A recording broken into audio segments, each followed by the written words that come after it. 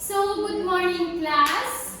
So, before we start our discussion today, let us first start with a prayer. So, I would like to ask Mr. Eman to lead our prayer today. In the name of the Father, the Son, and the Holy Spirit. Amen. So, amen. So, now, please be seated on your assigned seats. Those who are not, you will be marked as absent. So, before you take your seats, can you pick a piece of papers in your chairs or in your front? Then, fix yourselves as well as arrange your chairs accordingly. So, please keep things that are not related to our discussion today. PPT. Ako din mag-book.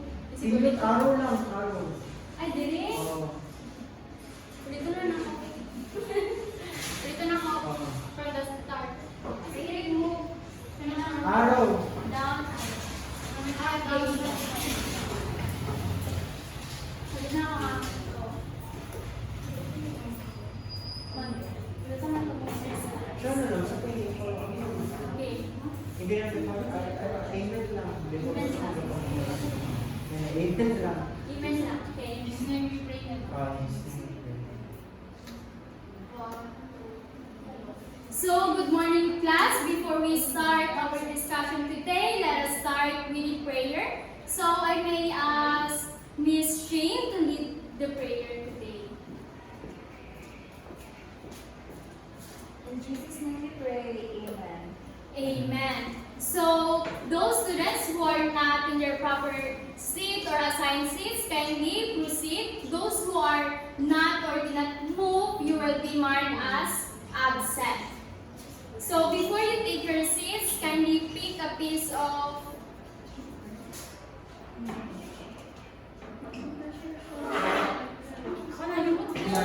Pwede na, ano?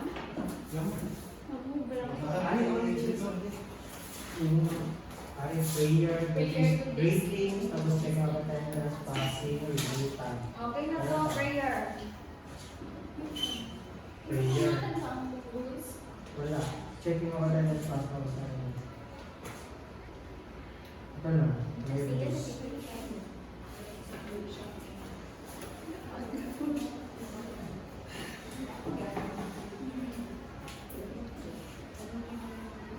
So, good morning, class. Before we start our discussion, let us start with a prayer. So, I would like to ask Miss Shane to lead our prayer today. In Jesus' name we pray, Amen. Amen. So, now, good day, students. Hope you have a wonderful morning. So, before we start, I will check your attendance according to our seat plan. So, those who are not seated in their assigned seats will be marked as absent. So, before you take your seats, kindly pick a piece of papers in front of you. Fix your selves, then arrange your chairs accordingly. So, take all those things that are not related to our class today. Okay. So, last time I gave you an assignment. So, kindly pass your assignments forward. So, in a count of 5, all the assignments should be in front. So, 1, 2, 3, 4, 5. Okay. So, late assignments will not be accepted. So, before we proceed to our main discussion, let us have a review for our previous lesson. So, what is our lesson last meeting? Anyone? So, Pearly? Our lesson last meeting, ma'am, is all about verb. Very good. So, our lesson last meeting is all about verb. So,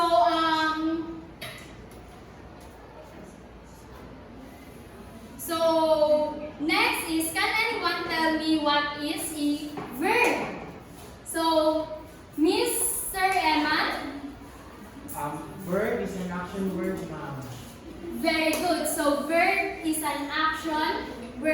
So what are the different types of verbs? So Miss Amor, what are the different types of verb, Miss Amor?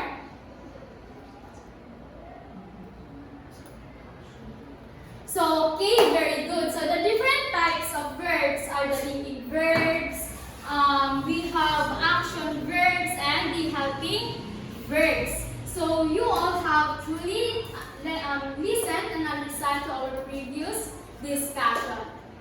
So now I may call on our next teacher, Eman, for our next activity. So good morning, class. Good morning, sir. Okay, thank you. So I would like to introduce to you a new game. Let's call this game Simon Says. So does any one of you know this game? Okay, for some, for those who didn't know, Simon Says is very easy.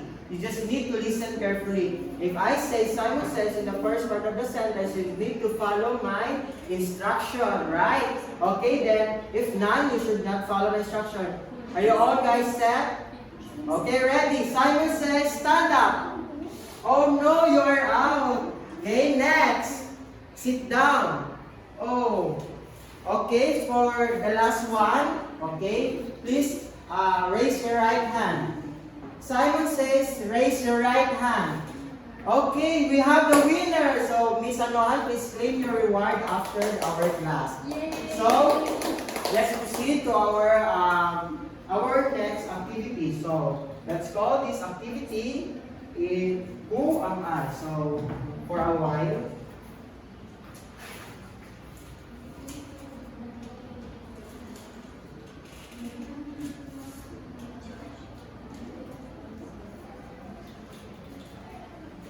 Who wants to read our instruction? Yes, Miss Anohan. So complete the following sentences by passing the appropriate words on the board. Okay, so you just need to complete the sentence by pasting the appropriate words on the board. So I will give you some words and you need to fill in the blanks. Are you all guys excited? Yes, Okay.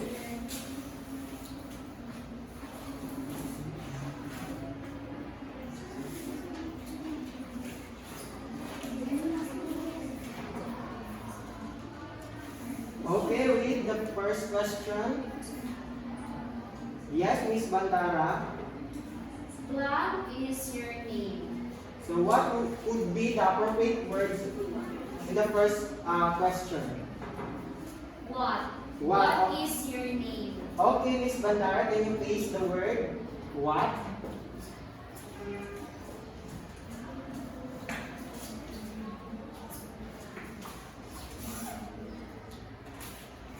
Okay, next.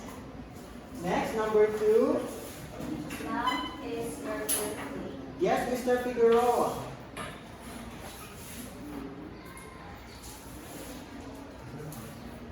What would be the appropriate words of the number 2?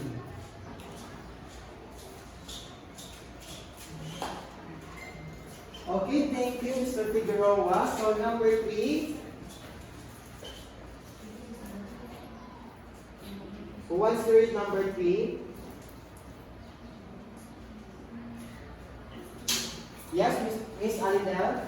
Blank are your parents. So what would be the appropriate words? Yes, Miss Anada. Where? Where? Let's check it later. Okay.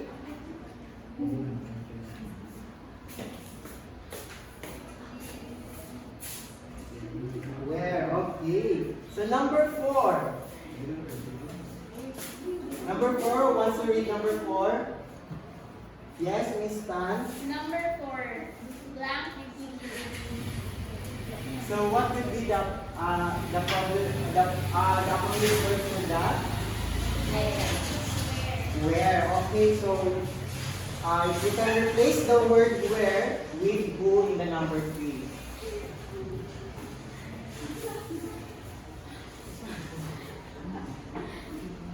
Okay, for the number 5. Number 5, yes, Miss Anohan. So, blank, are you crying? So what will be the appropriate word for the number 5?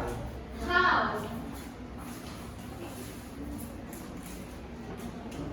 Okay, let's check it later.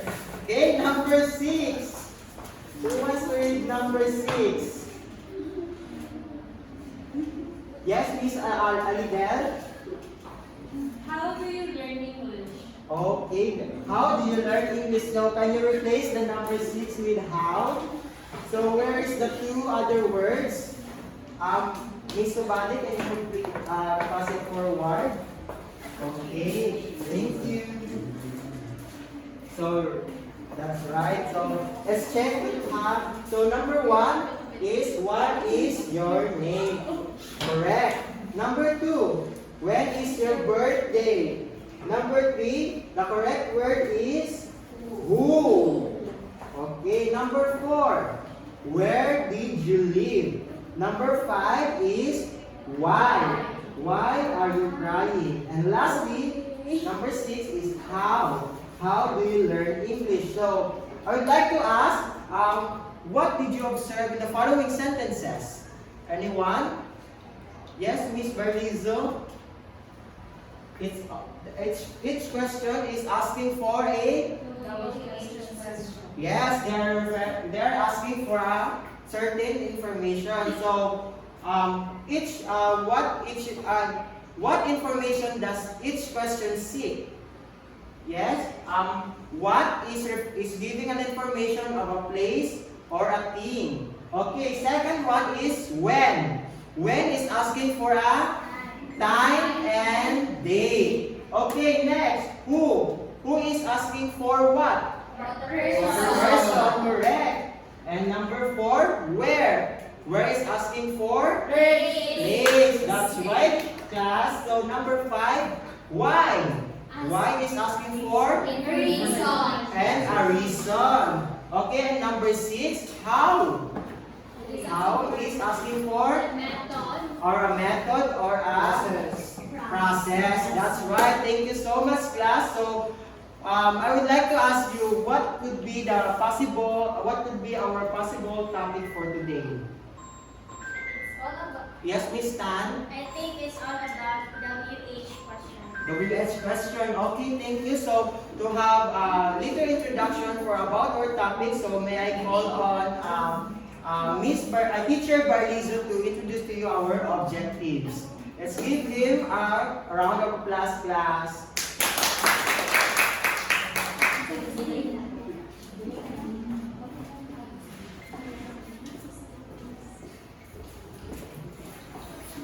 So good morning everyone.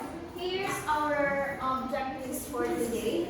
So at the end of the lesson, the learners will be able to identify the different WH questions. So here, the teacher will gonna introduce it later. So B, perform the WH questions in real life. So this means that you will gonna practice your WH questions in real life context. Letter C, appreciate the importance of using different types of WH questions. Palitan na lang. Wala ka nakita sa frame. Dera. Okay. Good. Go. So,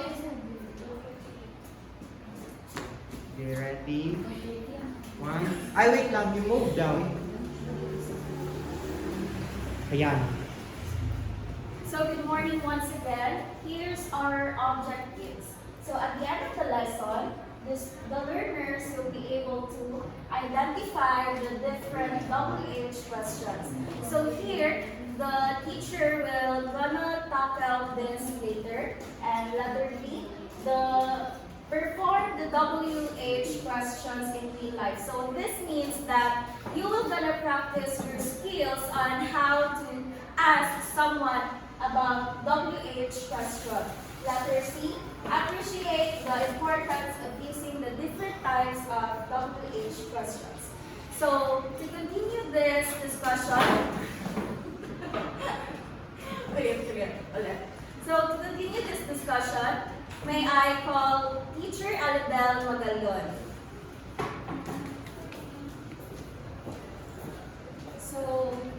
Thank you for that, Teacher Shane. So before we are going to dive into the world of WH questions, let me first introduce to you the importance of WH questions. So the WH questions are designed to elicit information instead of using simple yes or no responses. So these questions typically begin with informative words such as who, where, why, what, when, and how. So let us first tackle the first word or the first WH word, who. So may I ask who wants to read its definition? Yes, Miss Anoman. So who, this is used when you want to inquire or ask about a person or about a people. So the word who is used to ask information about people, or you want to know about a specific information about that people. Let me give you an example. So first example is who is that? So you are asking or you have encountered a person that you do not know. So you want to ask some information about that person. Next example is who did you invite to your graduation party? So you are asking for who are the guests of that person in his or her graduation party. Next is who are your best friends? So you are also asking who are the best friends of that persons. Anyone who wants to give another example starting with the WH question, who? Yes, Miss Berlizo. You want to give an example? Who is your crush?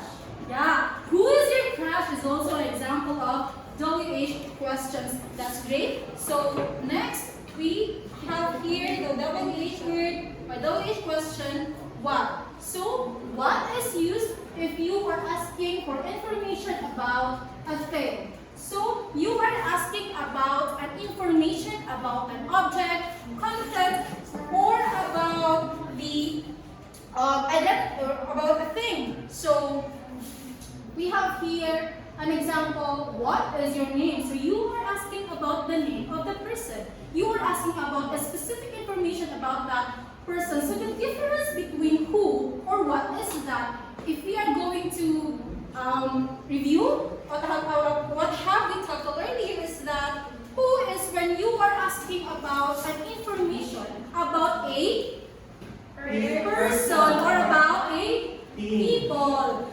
Again, so very good. So in what you are asking about the information about a thing or an object. So remember the difference, class, huh? So next, let's proceed to where. Who wants to read its definition? Yes, Miss? Where, use where to ask about a place or location. Okay, very good, thank you. So we are using where if we are asking about a specific location of a place. So example, where is the school canteen? So you are asking where the school canteen is located. Next, where is your house? Where is my dress? So you are asking where the dress is designated. So next, let's give an example about where. Guys, are you listening at the back? Yes, ma'am. Yes, thank you. So, Mr. Ayman, you want to give an example about the WH word where? Where is your brother? Very good, you really are listening. Next, let's proceed to why. So why, it is used to obtain an explanation or a reason. So,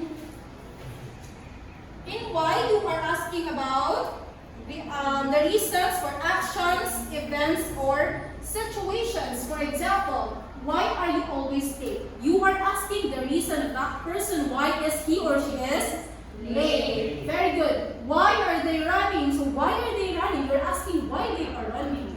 So why did you text me? So you are asking the reason of that person. Why did he or she is texting you? Next. Let's proceed to how. So we are using, or wants to read the definition?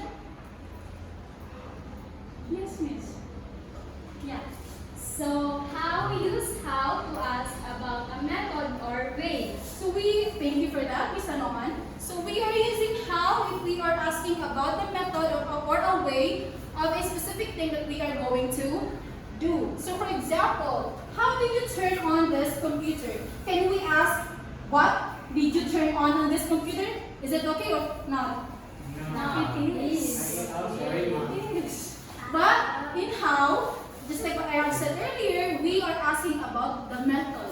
So the correct word that we have to use is how. Next is how to cook lasagna. So we have also different types or expressions are used in questioning how, such as how much, how many, how often, and how far. Let us discuss one by one. So how much refers to the quantity or a price. For example, how much money will I need? So in how much, we are asking about the countable nouns. That you can see that you can count a thing. That is when we are going to use how much. Next, how many refers to a quantity or yes, countable nouns, just like in how, no, Katrina. Hindi ko yun nakita. Okay. In how much, it refers to the quantity or a price. Example, how much money will I need? So, in how many, it refers also to a quantity. So, they have the two of them has a similarity. It's just it differs from some areas. Next is how often. It refers to frequency or how often something is done. For example, how often are you sick? How often you are late? How often are you late? So next is how far refers to distance. Example, how far is the bus from here? Or example, how far is Ramon Magsaysay Memorial Colleges from Langgao National High School? So are we clear? Is Yes, there any ma'am. clarifications? That's No.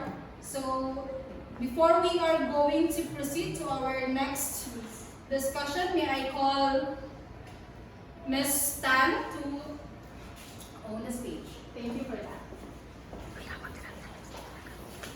Okay, so good day, students. May I have everyone to shake their hands before we start with the activity?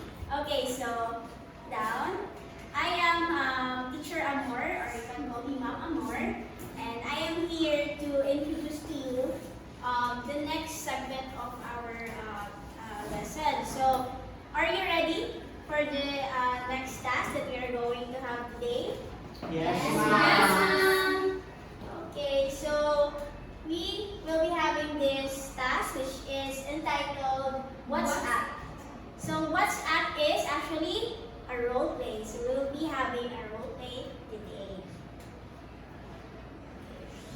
So let me see if you have picked up the lessons about what WH questions. So we will apply it in role play. We have here the instructions.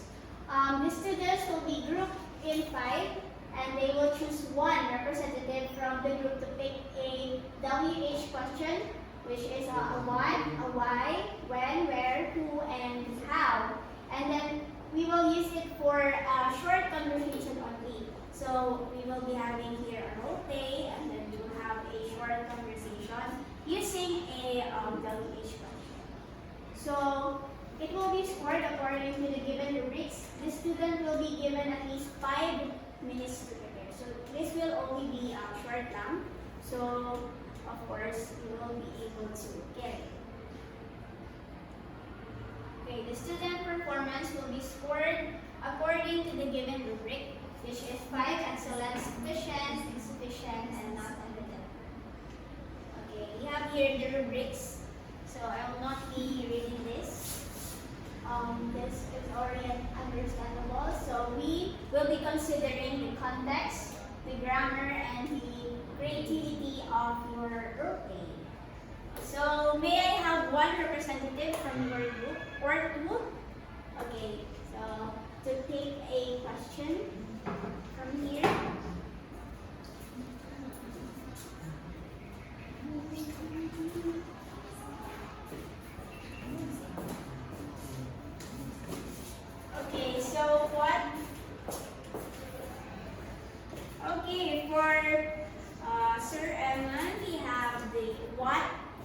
question, and for the other group, we have the where. Okay? You have 5 minutes to prepare for the role play.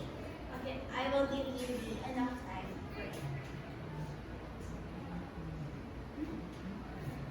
Okay, time's up. May I have the first group to do the role play, just a short role play.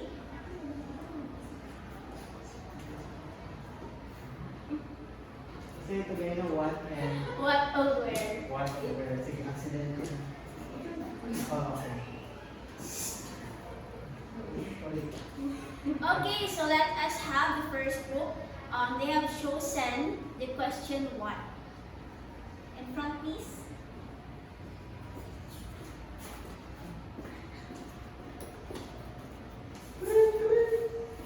Hello. Hello, Miss. Hello. Can I have your time? Yes. Balik din yung phone. Balik din yung phone. Hello, this is Eman. Help me, Anna. What? What man naman? What happened? Tapos Ah, di ba kung dito? where? What sa second group na po? Ah, sige. One, two, Hello. Hello, Berliza, help me. Boy, what happened? Yeah, that's all, ma. Okay. A round of applause, please, for the first group. Okay, second group have chosen the question where. Okay, so right now we will have the second group for the question where.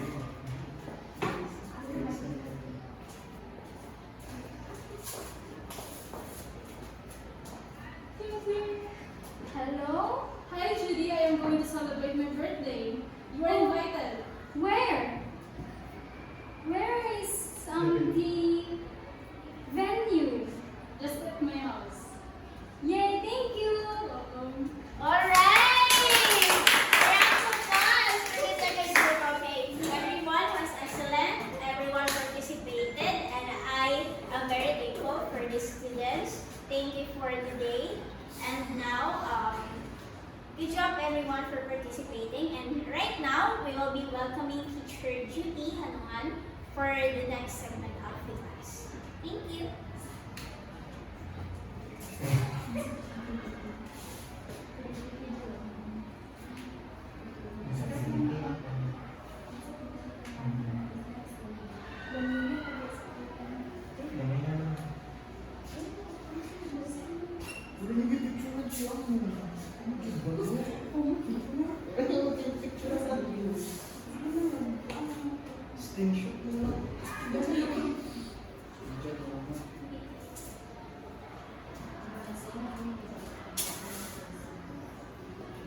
So now that we are done with our discussions, and I assume that you have already understand our lesson today about the WH questions. So now we will have your quiz. So kindly get in 1/2 crosswise for your quiz. Now for the instructions or directions we have here, fill in the blank of each question with the correct WH question word. So we have when, where, why, who, what, and how. So strictly no erasure with your paper, okay? So kindly only write the correct answer. So there is no need to copy the sentence. So for number 1, can we answer it? So I'll give you a couple of, I will only give you 1 minute to answer each items.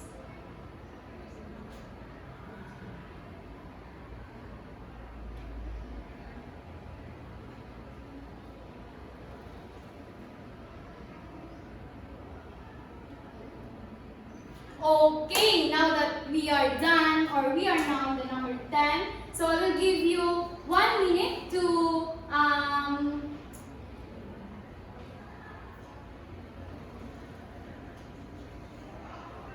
so now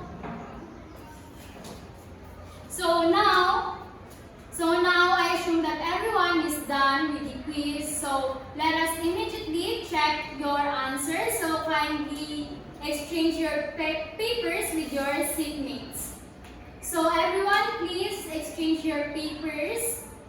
Okay, very good. Now I think that everyone has already exchanged their papers. We will now check your answers.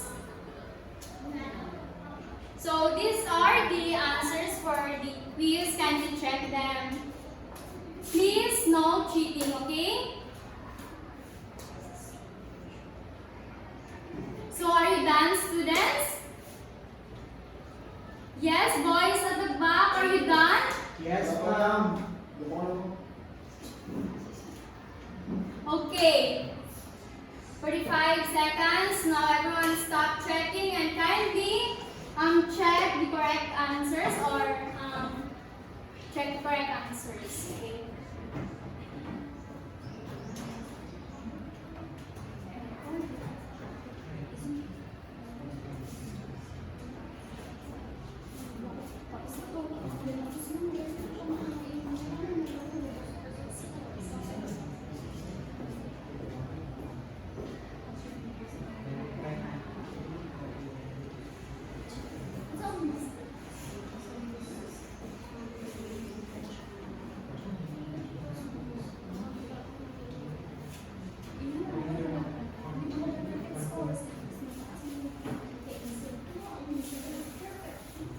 Okay.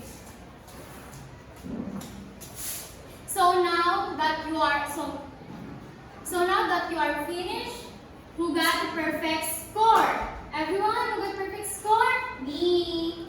Oh, I think everyone has got perfect score. Mr. Eman, perfect. Yes, Miss Tan. Yes, Miss Alagad, Bandara, and Barlizo. So now I think that everyone has truly listened to our discussion because almost everyone has got the perfect score. So before we end our class, you have an assignment. So kindly take a picture of your assignments or your assignment. So for your assignment, research on how to formulate short replies. So it can be written or printed. So if it is written, you can use short bond paper as well as for the printed. Okay? So now I think everyone has already taken a picture on the assignment. So that will be all for our class today. So thank you for listening and as well as participating on our class discussion. So see you next meeting. Goodbye, class. Bye, Goodbye, ma'am.